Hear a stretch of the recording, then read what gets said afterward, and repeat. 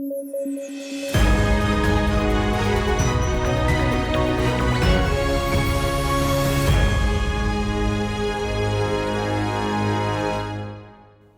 News at 9 programme में आपका स्वागत है। मैं हूं अमृत उपाध्याय। आजकल आईएएस और स्टेट एग्जाम्स का ट्रेंड बहुत तेजी से बदल रहा है। करंट अफेयर्स से रिलेटेड सवाल परीक्षा में बेहद स्मार्टली पूछे जा रहे हैं। अक्सर करंट की किसी न्यूज को आधार बनाकर उसके बैकग्राउंड या स्टैटिक पार्ट से भी सवाल पूछ लिए जाते हैं। ऐसे में बदलते ट्रेंड के हिसाब से हमें भी बदलना होगा और डेली बेसिस पर करंट अफेयर्स की गहरी जानकारी को कलेक्ट करना होगा, ताकि ठीक परीक्षा के समय आपके सामने एक साथ सब कुछ याद करने का चैलेंज न रहे और आप पूरी तरह से कॉन्फिडेंट रह सकें। इसलिए आज से स्टडी IQ IAS चैनल पर न्यूज एट 9 प्रोग्राम की शुरुआत की गई है। इस बुलेटिन में हम दिन भर की वैसी खबरों को समझेंगे जिनसे सवाल बनाए जा सकने की संभावना हो। तो आइए सबसे पहले आज की हेडलाइंस पर डालते हैं नजर। चुनाव सुधारों को लेकर मुख्य चुनाव आयुक्त ने लिखी सरकार को चिट्ठी। वोटर आईडी कार्ड से आधार को जोड़ने पर दिया जोर। ओपिनियन पोल पर रोक लगाने की शक्तियां देने की रखी मांग। यूरोपियन प्रेशराइज्ड वाटर रिएक्टर पर फ्रांस से बात आगे बढ़ने के आसार। जैतापुर न्यूक्लियर प्लांट में आपसी सहयोग पर 2008 में हुआ था करार। बातचीत सफल होने पर अब तक की सबसे ज्यादा क्षमता वाला प्लांट बनेगा जैतापुर। और पश्चिमी यूरोप में तेजी से फैल रहा है monkey pox virus. European agency ने की करीब 1200 मामलों की पुष्टि। यौन संबंध वायरस फैलने की बड़ी वजह। तो चलिए खबरों की शुरुआत करें। सबसे पहले बात करते हैं पॉलिटी की। मुख्य चुनाव आयुक्त राजीव कुमार ने चुनाव सुधारों को लेकर सरकार को एक पत्र लिखा है। उन्होंने सरकार से अपील की है कि वो वोटर आईडी के साथ आधार लिंकिंग के लिए जल्द अधिसूचना जारी करे। गौरतलब है कि पिछले साल सरकार ने चुनाव कानून संशोधन अधिनियम 2021 बनाया था। इस कानून के जरिए 1950 और 1951 के RPA एक्ट्स में बदलाव किए गए थे। 2021 के संशोधन में वोटर आईडी को आधार नंबर से लिंक करने की बात शामिल है। वहीं युवाओं को खुद को बतौर वोटर रजिस्टर करने के लिए अब साल में 4 मौके मिलेंगे, जो पहले साल में एक ही बार हो सकता था। इसके साथ ही चुनाव प्रक्रिया को अब जेंडर न्यूट्रल बनाने की कोशिश भी हुई है। पहले सेना के किसी अधिकारी की पत्नी को ही सर्विस वोटर बनने का अधिकार था। अब यह अधिकार महिला सैन्य अधिकारी के पति को भी दिया गया है। मुख्य चुनाव आयुक्त ने सरकार से अपील की है कि ओपिनियन पोल और एग्जिट पोल पर बैन लगाने के आयोग के मसौदे पर विचार करें। फिलहाल 1951 का कानून एग्जिट पोल पर रोक लगाता है। कोई भी व्यक्ति आम चुनावों की सूरत में सभी राज्यों में वोटिंग शुरू होने से लेकर वोटिंग खत्म होने के आधे घंटे बाद तक एग्जिट पोल पब्लिश नहीं कर सकता। राजीव कुमार ने किसी व्यक्ति के लिए ज्यादा से ज्यादा एक सीट पर चुनाव लड़ने के अधिकार की बात भी सामने रखी। फिलहाल 1951 के एक्ट के मुताबिक एक व्यक्ति ज्यादा से ज्यादा 2 सीटों पर से चुनाव लड़ सकता है। सरकार को लिखी चिट्ठी में उन्होंने सरकार से अपील की है कि आयोग को कुछ दलों की मान्यता वापस लेने की शक्ति मिलनी चाहिए। आपको बता दें कि 1951 के कानून के तहत चुनाव आयोग को किसी समूह को बतौर राजनीतिक दल की मान्यता देने की शक्ति है। हालांकि आयोग को मान्यता वापस लेने का हक नहीं है। संविधान में भी राजनीतिक दलों को मान्यता देने या वापस लेने के संबंध में कोई प्रावधान नहीं है। आपको बता दें, पिछले ही महीने आयोग ने 2100 से ज्यादा RUPPs पर नियमों के उल्लंघन को लेकर बड़ी कार्रवाई की थी। RUPPs यानी रजिस्टर्ड अनरिकॉग्नाइज्ड पॉलिटिकल पार्टीज ऐसे दल हैं जो आम चुनाव में इतने भी वोट हासिल नहीं कर पाते कि वे राज्य दल बन सके, या फिर रजिस्टर्ड होने से लेकर अभी तक उस दल ने कोई चुनाव नहीं लड़ा। दूसरी तरफ रिकॉग्नाइज्ड पॉलिटिकल पार्टीज ऐसे दल हैं जो चुनाव आयोग की शर्तों को पूरा करते हैं। अगली खबर भी पॉलिटी से है। राष्ट्रपति चुनाव को लेकर बढ़ती सरगर्मियों के बीच एक मुद्दा अखबारों और लोगों के बीच चर्चा में है। ये मुद्दा है कि राष्ट्रपति के चुनाव में भी क्या EVM का इस्तेमाल होता है। इसका सही जवाब है नहीं।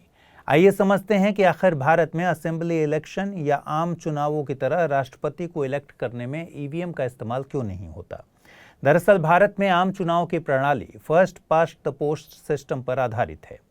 इसे सिंपल मेजॉरिटी सिस्टम भी कहते हैं। First past the post system का सीधा मतलब है कि जिस उम्मीदवार को सबसे ज्यादा वोट मिले हैं वो विनर है। लेकिन राष्ट्रपति का चुनाव संविधान के अनुच्छेद 55(3) के मुताबिक आनुपातिक प्रतिनिधित्व प्रणाली यानी प्रोपोर्शनल रिप्रेजेंटेशन के अनुसार एकल संक्रमणीय पद्धति यानी सिंगल ट्रांसफरेबल वोटिंग सिस्टम से होता है। इस सिस्टम में वोटर कई सारे उम्मीदवारों के बीच अपना प्रेफरेंस तय कर सकता है। हो सकता है 5वें उम्मीदवार को वोटर ने अपना पहला प्रेफरेंस बताया हो और तीसरे उम्मीदवार को अपना लास्ट प्रेफरेंस बताया हो। भारत में अभी ईवीएम में इस तरह की वोटिंग की व्यवस्था नहीं है, इसलिए अभी भी राष्ट्रपति के चुनाव में ईवीएम का इस्तेमाल नहीं किया जाता। संविधान के आर्टिकल 54 के मुताबिक राष्ट्रपति के चुनाव में एक इलेक्टोरल कॉलेज हिस्सा लेता है। इसे निर्वाचक मंडल में राज्य विधानसभाओं और संसद के दोनों सदनों के निर्वाचित सदस्य हिस्सा लेते हैं। साथ ही दिल्ली तथा पुदुचेरी की विधानसभा के निर्वाचित सदस्य भी इस इलेक्टोरल कॉलेज में होते हैं। यहाँ ध्यान देने वाली बात यह है कि मनोनीत सदस्यों को निर्वाचक मंडल में जगह नहीं दी जाती। अनुच्छेद 55(3) के मुताबिक राष्ट्रपति का चुनाव सीक्रेट बैलेट यानी गुप्त मतदान के जरिए होता है। ईवीएम के इस्तेमाल की बात करें तो सबसे पहले 1982 में केरल के असेंबली इलेक्शन में ईवीएम जैसी मशीन का इस्तेमाल किया गया था, लेकिन इस बारे में कानून न होने की वजह से मामला सुप्रीम कोर्ट पहुंचा और इसे रद्द कर दिया गया। 1989 में संसद ने रिप्रेजेंटेशन ऑफ पीपल एक्ट 1951 में अमेंडमेंट करके इलेक्शन में ईवीएम के इस्तेमाल का प्रावधान किया। फाइनली 1998 में मध्य प्रदेश, राजस्थान और दिल्ली यानी 3 राज्यों के 25 विधानसभा सीट्स के चुनावों में ईवीएम का इस्तेमाल हुआ। 2001 में तमिलनाडु, पश्चिम बंगाल और पुदुचेरी की सभी विधानसभा सीट्स के लिए ईवीएम का इस्तेमाल किया गया और इसके बाद भारत में इलेक्शंस के दौरान ईवीएम का रेगुलर यूज होने लगा। अगली खबर देखते हैं साइंस एंड टेक से। European centre for disease prevention and control के मुताबिक अब तक मंकी पॉक्स के लगभग 1200 मामले सामने आ चुके हैं। 18 देशों में मिले इन मामलों में सबसे ज्यादा केसेस यूके, स्पेन और पुर्तगाल में हैं। एक अध्ययन में यह भी पाया गया कि इनमें से ज्यादातर मामले ऐसे पुरुषों में मिले हैं जिनके यौन संबंध किसी पुरुष से रहे हैं। इसी तरह बाइसेक्सुअल पुरुषों में भी मंकी पॉक्स के मामले सामने आए हैं। हालांकि अध्ययन में यह भी साफ है कि इस वायरस का ट्रांसमिशन इस तरह के पुरुषों तक ही सीमित नहीं है। Monkey pox disease monkey pox virus की वजह से होती है। यह वायरस शोध के लिए रखे गए बंदरों में 1958 में पहली बार मिला था, इसलिए इसे मंकी पॉक्स कहते हैं। इंसानों में इसकी पहचान 1970 में हुई। यह एक वायरल जूनोटिक डिजीज है, यानी यह बीमारी पशुओं से इंसानों में फैल सकती है। हालांकि इंसान से इंसान में भी यह वायरस फैल सकता है। आमतौर पर यह वायरस मध्य और पश्चिम अफ्रीका में मिलता है, क्योंकि यहाँ उष्णकटिबंधीय वर्षा वनों का फैलाव है। इन वनों में ये वायरस जीवित अवस्था में रह सकते हैं। तेज बुखार, सिर दर्द, मांसपेशियों में दर्द, बैक पेन इसके मेजर सिम्टम्स होते हैं। कमजोर इम्यून सिस्टम वाले लोग और बच्चों पर इसका गहरा असर होता है, यहाँ तक कि इनकी मौत तक हो सकती है। एक संक्रमित इंसान से दूसरे इंसान तक यह वायरस ड्रॉपलेट्स या वस्तुओं के साझा इस्तेमाल से फैल सकता है। फेस टू फेस कॉन्टैक्ट से भी इसका ट्रांसमिशन हो सकता है। वैक्सीन की बात करें तो वर्तमान में ऐसी कई वैक्सीन मौजूद हैं जिनसे स्मॉल पॉक्स को रोका जा सकता है। इन्हीं वैक्सीन से मंकी पॉक्स से कुछ हद तक सुरक्षा मिल सकती है। मंकी पॉक्स की रोकथाम के लिए 2019 में MVABN वैक्सीन को मंजूरी दी गई थी। इस वैक्सीन को एम्वाम्यून, एम्वानेक्स या जिनोस के तौर पर माना जाता है। अगली खबर भी साइंस टेक से है। भारत और फ्रांस के बीच European pressurised water nuclear reactors पर समझौता आगे बढ़ने के संकेत मिले हैं। दोनों देशों के बीच 6 EPR न्यूक्लियर रिएक्टर्स की डील लंबे अरसे से लटकी पड़ी है। महाराष्ट्र के जैतापुर प्लांट में 1650 मेगावाट इलेक्ट्रिक क्षमता के 6 रिएक्टर्स के इंस्टॉलेशन को साल 2008 में ही मंजूरी मिल गई थी। अब अगर यह डील पूरी होती है तो 9,900 मेगावाट इलेक्ट्रिक क्षमता के साथ यह अब तक की सबसे बड़ी परमाणु ऊर्जा निर्माण इकाई होगी। फिलहाल रूस ही एकमात्र देश है जिसने भारत में आयातित light water reactor nuclear project स्थापित किया है। 1998 में हुए एक करार के मुताबिक रूस तमिलनाडु के कुडनकुलम संयंत्र में भारत की मदद कर रहा है। परमाणु संयंत्रों में इस्तेमाल होने वाले रिएक्टर्स के कुछ मुख्य हिस्से होते हैं। इनमें शामिल हैं ईंधन, मॉडरेटर, कंट्रोल रॉड्स या ब्लेड्स, कूलेंट, प्रेशर ट्यूब्स और स्टीम जनरेटर इत्यादि। इन रिएक्टर्स के लिए यूरेनियम बेसिक फ्यूल होता है जो यूरेनियम ऑक्साइड के तौर पर इस्तेमाल होता है। रिएक्टर के कोर में इस्तेमाल होने वाला मुख्य पदार्थ मॉडरेटर होता है। मॉडरेटर के तौर पर अमूमन भारी जल या ग्रेफाइट का इस्तेमाल होता है। मॉडरेटर नाभिकीय विखंडन में न्यूट्रॉन्स की गति को धीमा करता है। रिएक्शन की दर को नियंत्रण में रखने के लिए कोर में कंट्रोल रॉड्स को फिट किया जाता है। यह अमूमन कैडमियम, हैफ्नियम और बोरॉन के बने होते हैं। दुनिया भर के परमाणु संयंत्रों में pressurised water reactors, pressurised heavy water reactors, boiling water reactor, advanced gas cooled reactor, light water graphite moderated reactor और फास्ट न्यूट्रॉन रिएक्टर आदि का इस्तेमाल होता है। आपको बता दें कि प्रेशराइज्ड वाटर रिएक्टर्स को सबमरीन पावर प्लांट के तौर पर विकसित किया गया था। इस रिएक्टर में कूलेंट और मॉडरेटर के लिए साधारण जल का इस्तेमाल किया जाता था। इस तरह के रिएक्टर को अमेरिका, फ्रांस, रूस, जापान, चीन और दक्षिण कोरिया जैसे देश इस्तेमाल कर रहे हैं।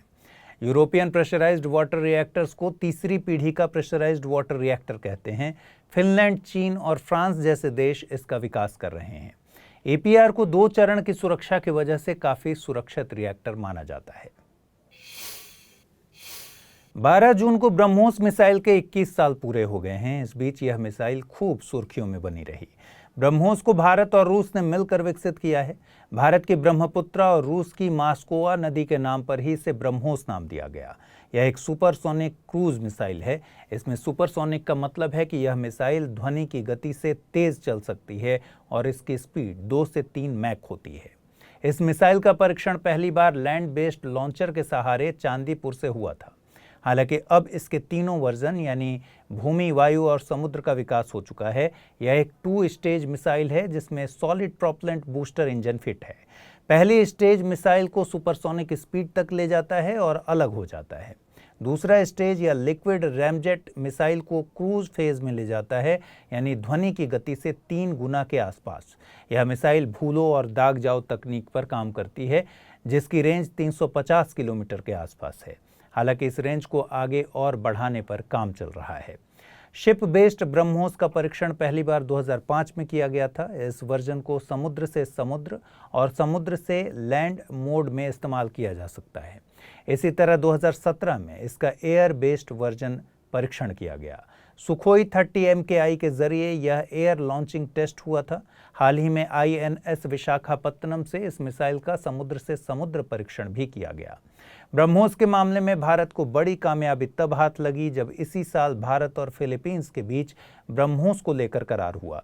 $374 मिलियन के इस डील के तहत भारत दक्षिण पूर्व एशिया के इस देश को ब्रह्मोस मिसाइल का निर्यात करेगा। तो आज के इस बुलेटिन में फिलहाल इतना ही। कल रात 9 बजे फिर आपसे मुलाकात होगी। अपना ख्याल रखिए, खूब अच्छे से पढ़ाई कीजिए। नमस्कार।